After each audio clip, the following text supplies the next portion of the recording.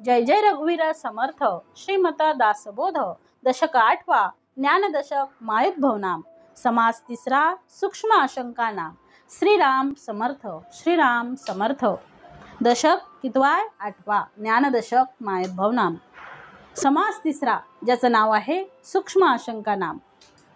श्री समर्थ या समासामध्ये काय म्हणतायत ते समर्थ सांगतात आहे की अरे जे झालेच नाही, अरे जे झालेची नाही त्याची वार्ता पुससी काही, तथापि सांगोचेने काही संशय नुरे। श्री समर्थ म्हणतायत की अरे जे झालेच नाही त्या विश्वाबद्दल तू प्रश्न करीत आहेस तर काय सांगावे आणि कसं सांगावे। तथापि सांगोचेने काही संशय नुरे, तथापि तुझ्या मनातील संशय नष्ट व्हावा म्हणून मी निरूपण करतो आहे असं समर्थ सांगतात आहे। समर्थाने आता दुसऱ्या ओळीमध्ये त्याचे दृष्टांत दिले आहे। आता जे अरे जे झालेचे नाही पहिल्याच ओळीमध्ये म्हटलं आहे अरे जे झालेचे नाही म्हणजे जे झालंच नाही ते तुला कसं सांगू। आता ते सांगताना त्याच्या मनातील संशय नष्ट व्हावा म्हणून आता समर्थ पुढे उदाहरण देतात आहे। दोरी करिता भुजंग, जळा करिता तरंग, मार्तंडा करिता चांग, मृग जळ वाहे। दोरी असते म्हणून भुजंग भासतो, भुजंग म्हणजे साप, दोरी असते म्हणून तो भासतो आहे। जळ असते म्हणून तरंगाचा भास होतो आहे, जळाकरिता तरंग म्हणजे जळ असते म्हणून तरंगाचा भास होतो आहे। मार्तंडा करिता चांग, मृग जळव आहे। आता मार्तंड म्हणजे काय आहे, सूर्य आहे, तर सूर्य आहे म्हणून मृगजळ प्रत्यक्ष वाहताना दिसते, आपल्याला लांबून मृगजळ दिसते परंतु जसजसं समोर जावं तसं काहीच दिसत नाही। आणि पुढे म्हटलं आहे कल्पनेकरिता स्वप्न दिसे, सिंपी करिता रूपे भासे, जळा करिता गार वसे निमिष एक। मनातील कल्पनेमुळे काय दिसते, स्वप्न दिसते। ज्यावेळी आपण कल्पना करतो दिवसभर आपली कल्पना असली तर रात्री आपल्याला स्वप्नात तेच दिसते, म्हणजे जे मनी दिसे ते स्वप्नी भासे। मनातील कल्पनेमुळे स्वप्न दिसते। आता शिंपला असतो, सिंपी करिता रूपे भासे। आता समर्थाने शिंपल्याचं उदाहरण दिलं आहे, जसं शिंपला असतो म्हणून रूपे भासते।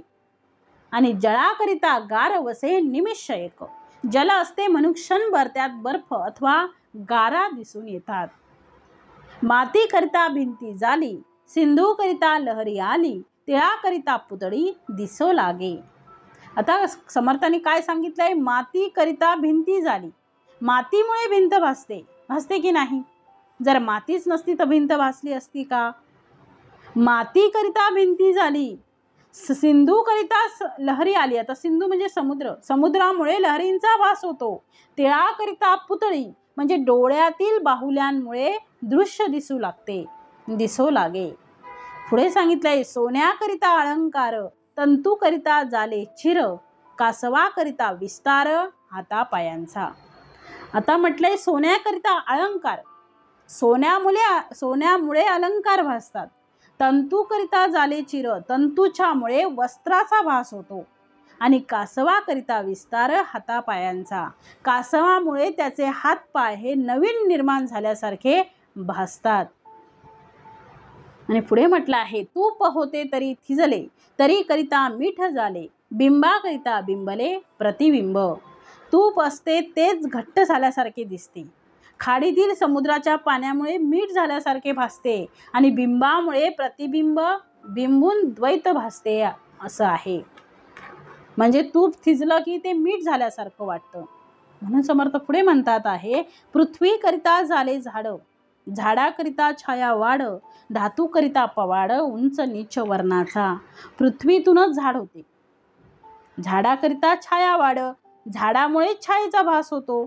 धातू करिता पवाड, धातू एकरूपच असतात पण त्याच्या विविध रंगांमुळे उच्च नीच वर्णाचा, त्यांना कमी अधिक महत्त्व दिले जाते।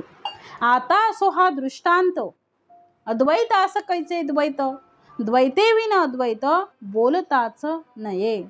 आपल्याला हे जे विविध भास होतात आहे, आता काय म्हटलंय, आता असो हा दृष्टांत, असो आता ते जाऊ दे, अद्वैत असं कैचे द्वैत, आता हे दृष्टांत देणे पुरे झाले। आता हे सगळं दृष्टांत दिले समर्थाने, आता ते पुरे झालेत आहे। समर्थाने पुढे म्हटलं आहे अद्वैत असं कैचे द्वैत, अद्वैताच्या ठिकाणी द्वैत कसे असणार, द्वैते विना अद्वैत बोलताच नये।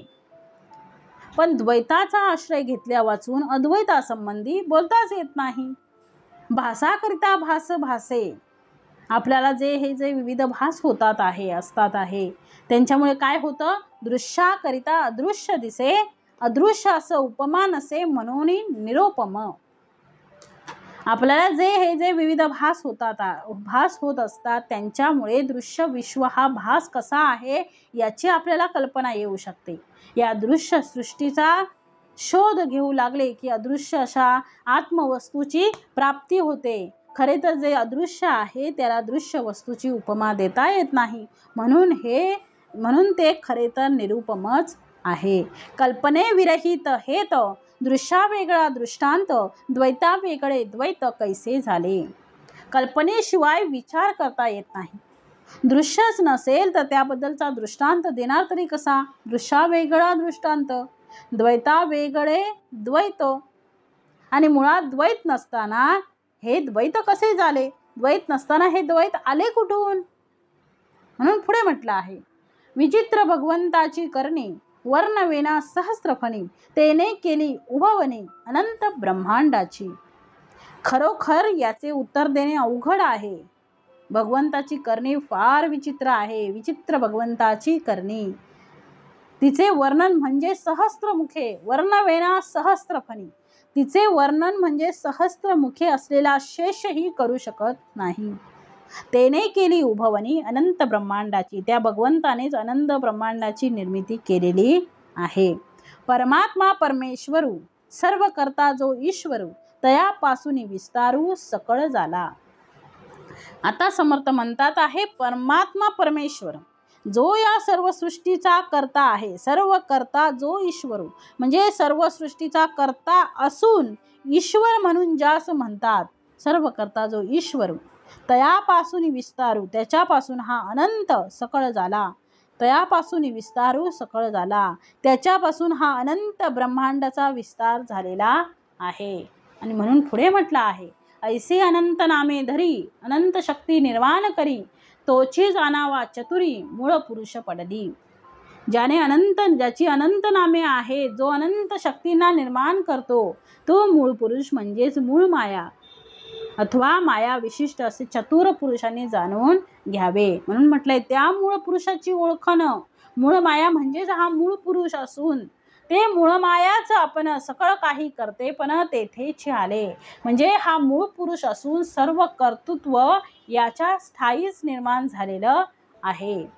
आता श्लोक दिलेला आहे, कार्य कारण कर्तृत्वे हेतू प्रकृती रुच्यते. याचा अर्थ समर्थाने सांगितलाय, कार्य कारण आणि कर्तृत्व याचा हेतू मूळ प्रकृतीच आहे. म्हणून श्री समर्थ पुढे म्हणतात आहे, हे उघड बोलता नये, मोडो पाहतो उपाय, एरवी हे पाहता काय साच आहे. श्री समर्थ म्हणतायत की खरे पाहिले तर हे सर्व काही सत्य आहे का, परंतु हे उघड बोलता येत नाही. कारण असे बोलल्यामुळे काय होतं, सर्व साधनांचे खंडन केल्यासारखे होऊन उपायाऐवजी अपायच होईल. देवापासून सकळ झाले, हे सगळं देवापासून झालं आहे. म्हणून म्हटलंय, देवापासून सकळ झाले, हे सर्वांच मानले, हे सर्वांचं मत, हे मत सर्वांना मान्य आहे. परी त्या देवास ओळखिले पाहिजे, पण तरी तो देव कोणता आहे ओळखता तरी यायलाच पाहिजे. सिद्धांचे जे निरूपण ते साधकांच न मने जाण, पक्व नाही अंतःकरण म्हणून या.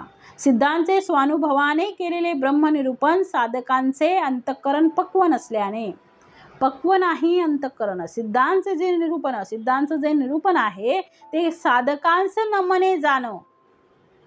सिद्धांचे जे निरूपण आहे ते ब्रह्मनिरूपण साधकांचे पक्व नाही अंतःकरण, साधकांचं अंतःकरण पक्व नसल्याने म्हणून या त्यांना मानवत नाही.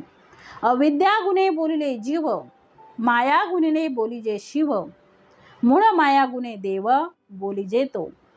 काय म्हटलंय, अविद्या गुणे बोलिजे जीव म्हणजे अविद्या उपाधियुक्त जो असतो त्याला जीव असे म्हणतात.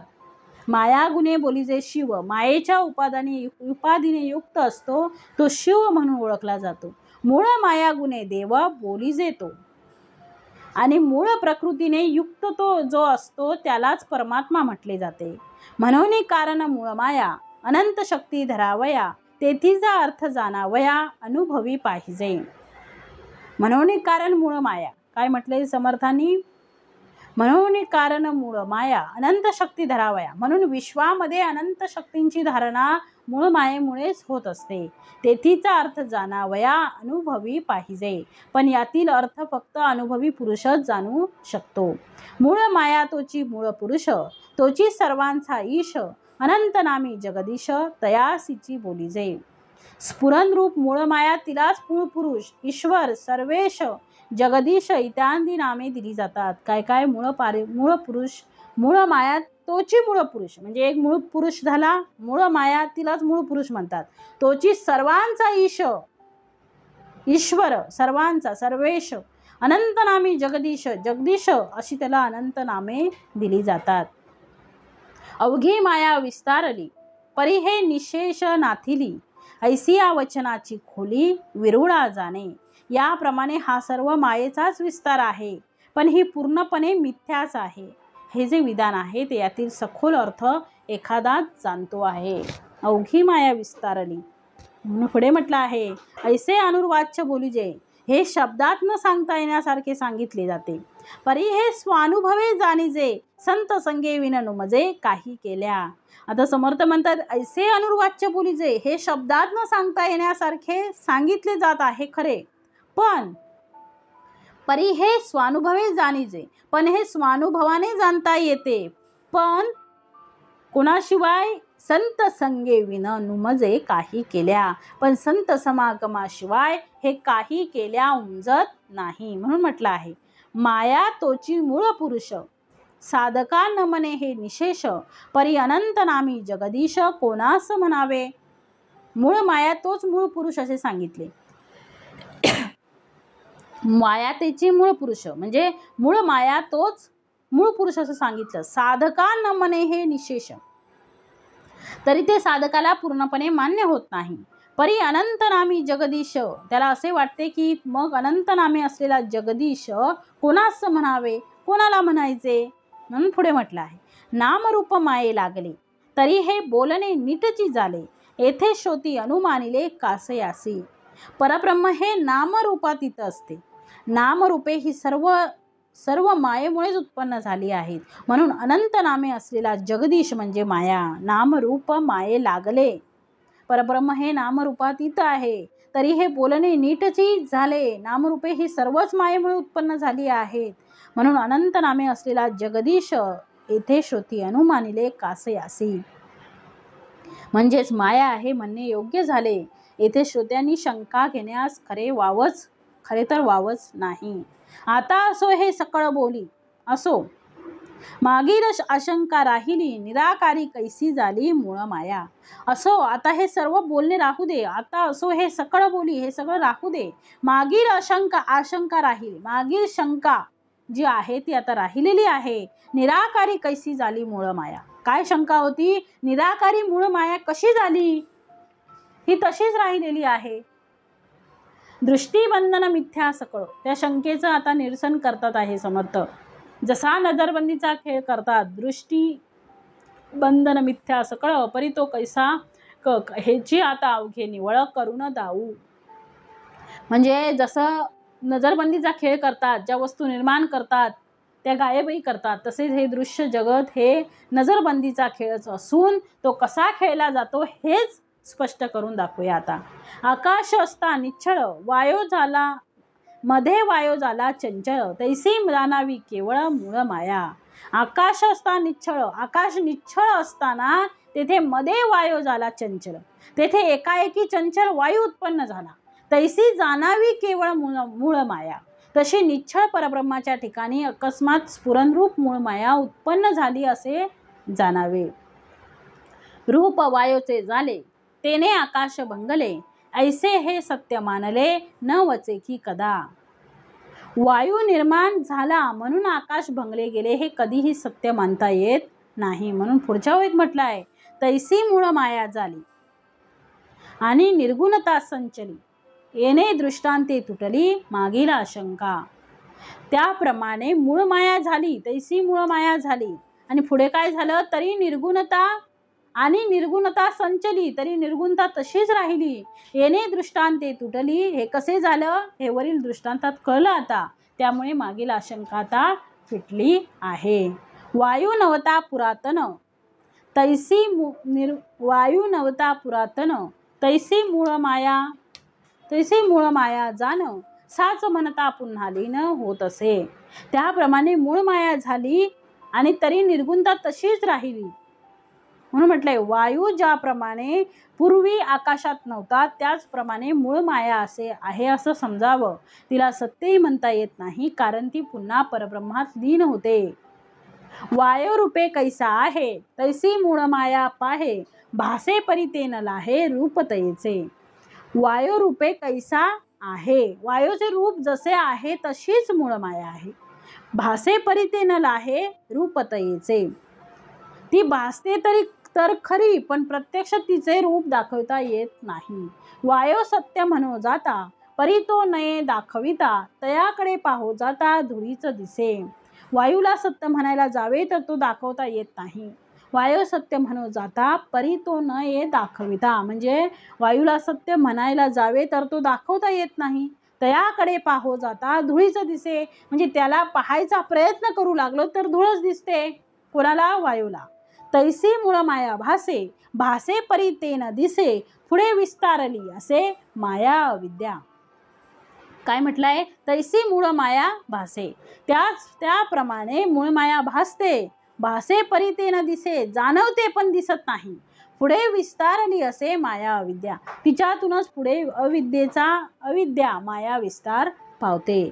जैसे वायूचे नियोगे दृश्य उडे गगनमार्गे, मूळ मायेच्या संयोगे तैसे जग. म्हणजे समर्थ म्हणतात वायूच्या योगे, जैसे वायूचे नियोगे, वायूच्या योगे दृश्य उडे गगनमार्गे, ज्याप्रमाणे ढग म्हणजे धूळ वगैरे आकाश मार्गाने उडू लागतात असे दिसून येतं, तसेच मूळ मायेच्या संयोगे तैसे जग, तसेच मूळ मायेच्या योगाने ही दृश्य सृष्टी दिसू लागते.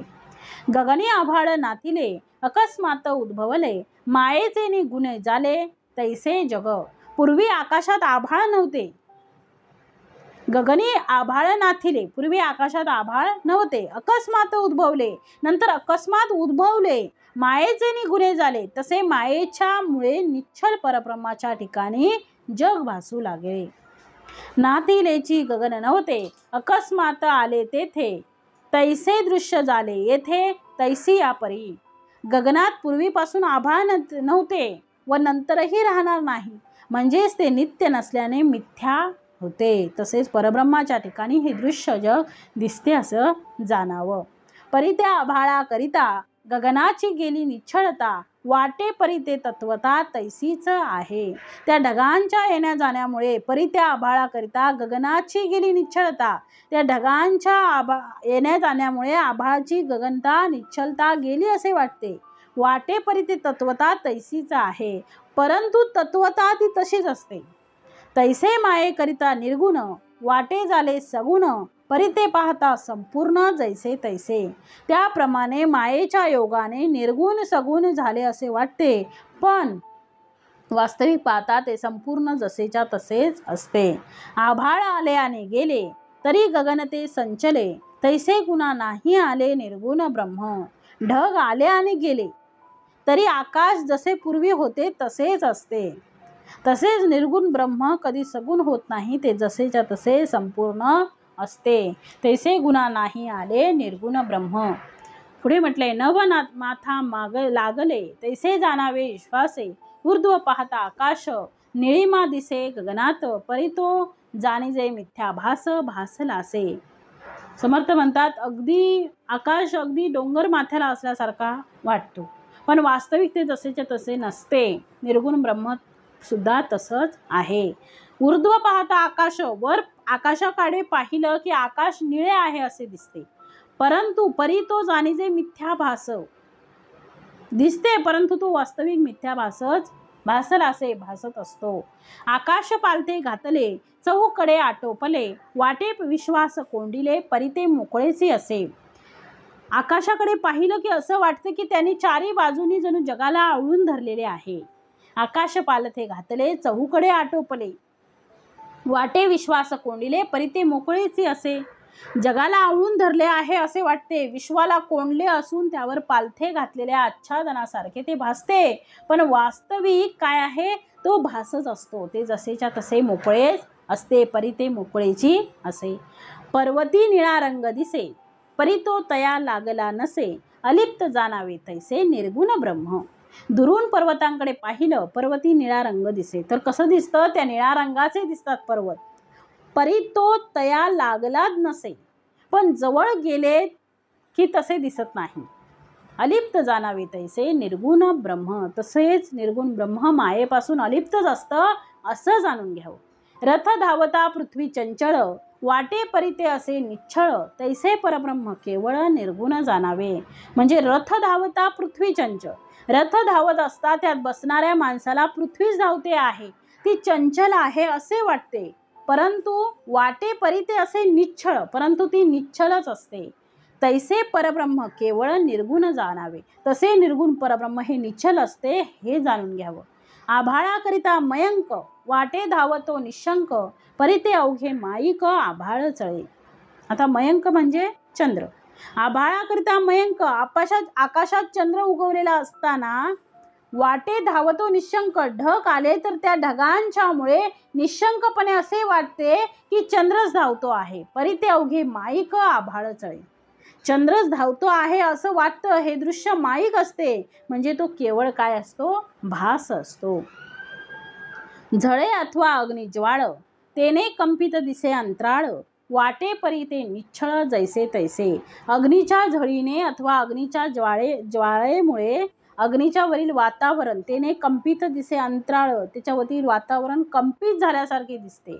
पण वाटे परी ते निश्चळ जैसे तैसे, पण वास्तविक ते जसेच्या तसे निश्चलच असते. तैसे स्वरूप हे संचले, असता वाटे गुणा आले, ऐसे कल्पनेसी गमले परी ते मिथ्या. तसेच ब्रह्मस्वरूप हे सर्वत्र कोंदटलेले असताना, निश्चल असताना ते सगुण झाले आहे असे कल्पनेला वाटते, पण ते वाटणे मिथ्या आहे. दृष्टिबंधनाचा खेळ, तैसी माया हे चंचळ, वस्तू शाश्वत निश्चळ जैसी तैसी. नजरबंदीच्या खेळाप्रमाणे माया ही कशी आहे, चंचल आहे.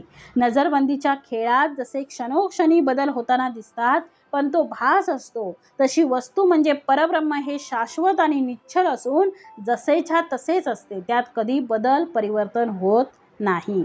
ऐसी वस्तू निरावेव, माया दाखवी अवेव, इचा इसाच स्वभाव नाथिलीचा आहे. तसेच परब्रह्म निरअवयव असून, म्हणजे त्याला अवयव नाहीत असून, ते माया दाखवी अवयव असून मायेमुळेच सावयव भासते. इच्छा ऐसाच स्वभाव नाथिलीचं आहे. हे जे नाही ते दाखवणे हा तर मायेचा स्वभावच आहे, म्हणून ती मिथ्या आहे. माया पाहता मुळीच नसे, परी हे साचा ऐसी भासे, उद्भवे आणि निरसे आभाळ जैसे. वास्तविक मायेला अस्तित्वच नाही, तरी ती खऱ्यासारखी भासते. परी हे साचा ऐसी भासे, उद्भवे आणि निरसे आभाळ जैसे. आकाशात ढग येतात आणि जातात, त्याप्रमाणे ती उत्पन्न होते आणि नाश पावते. ऐसी माया उद्भवली, वस्तू निर्गुण संचली, अहम ऐसी स्फूर्ती झाली त्याची माया.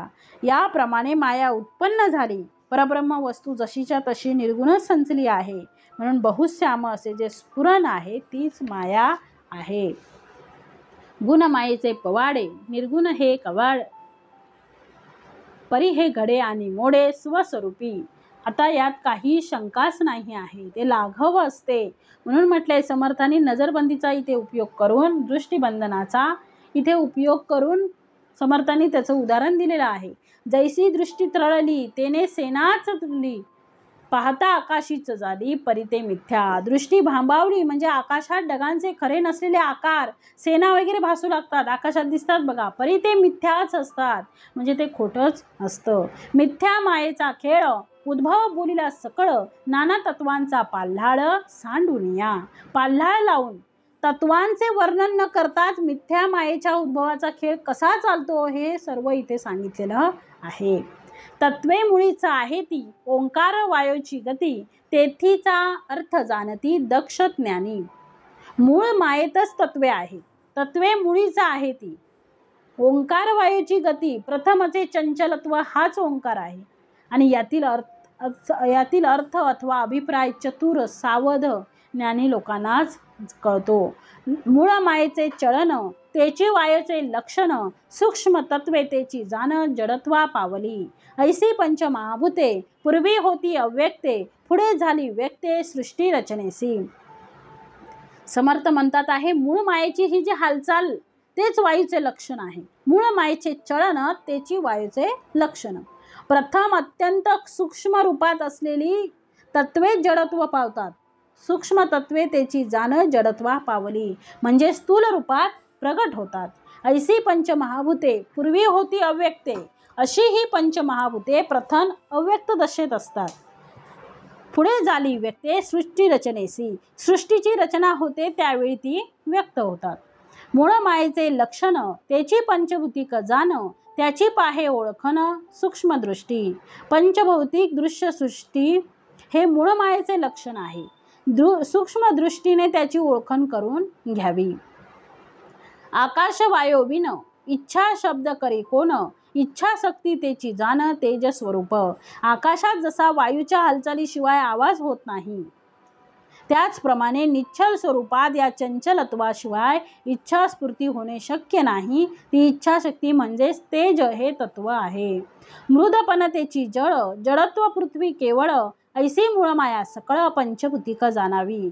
मृदूपण हे जलतत्व असून जडत्व हे पृथ्वी तत्व आहे. त्याप्रमाणे सर्व पंचमहाभूते ही मूळ माया जाणावी, अथवा याप्रमाणे मूळ माया ही पंचभूतिक आहे. एक एक भूतापोटी पंचभूतांची रहाटी, सर्व कळे सूक्ष्म दृष्टी घालून पाहता. एका एका भूताच्या पोटात पंचमहाभूतांचे अस्तित्व असते. म्हणजे एकामध्ये पाचही पंचमहाभूत असतात आणि पाचही भूतांमध्ये सगळी एकमेकात सामावलेली असतात. सूक्ष्म दृष्टीने विचार केला तरच हे सगळं कळते.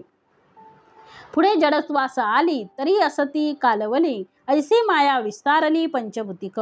पुढे ती व्यक्त झाली, स्थूल रूपात प्रगटली तरी एकमेकात कालवलेली असतात. यांचे मिश्रण झालेले असते. या प्रकारे पंचमहाभूतांच्या रूपाने मायेचा विस्तार पावतो. मूळ माया पाहता मुळी अथवा अविद्या भूमंडळी, स्वर्ग मृत्य पाताळी पाचची भूते. मूळ मायेची सर्वप्रथमची अव्यक्त स्थिती असो, किंवा सर्व भूमंडळात विस्तार पावलेली अविद्या असो, किंवा स्वर्ग मृत्यू पाताळ हे तीनही लोक असोत, सर्वत्र या पंचमहाभूतांचा विस्तार आहे हे दिसून येते.